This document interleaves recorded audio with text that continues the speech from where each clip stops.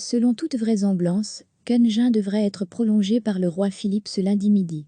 Le vice-premier ministre CDEV, chargé de faire avancer la formation d'un gouvernement fédéral, a maintenu une extrême discrétion depuis une semaine, en rencontrant de nombreux partis politiques.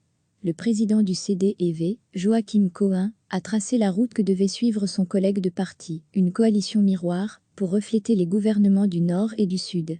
Idée rejetée par les francophones. Mais le CDEV ne veut rien entendre et souhaite toujours un accord NVA/PS pour former un gouvernement. Fin janvier, avant le début de la mission juin, le journal El Haat-Tenu avant sondé les 123 bourgmestres CDEV de Flandre. Sur les 106 qui ont répondu, 76 estimaient qu'il fallait absolument que la NVA soit présente dans un futur gouvernement fédéral. Nous sommes allés à la rencontre de 2 d'entre eux. Ils ont en commun d'être, dans des communes historiquement sociales chrétiennes, sans NVA dans la coalition, au pouvoir depuis longtemps. Tant Manucla de Montégu-Zichem, Brabant flamand, que Jean Vermeulen de Dun, Flandre orientale, plaide pour un gouvernement le plus stable possible, avec les 2 plus grands partis aux commandes.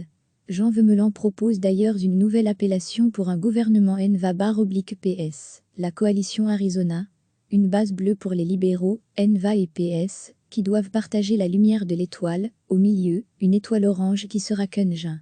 Ça sera difficile, c'est pour ça qu'il y a le Grand Canyon en Arizona. Il y a aussi beaucoup de désert, mais si on réussit, la capitale de l'Arizona, c'est la ville de Phoenix. C'est de ça dont notre pays a besoin.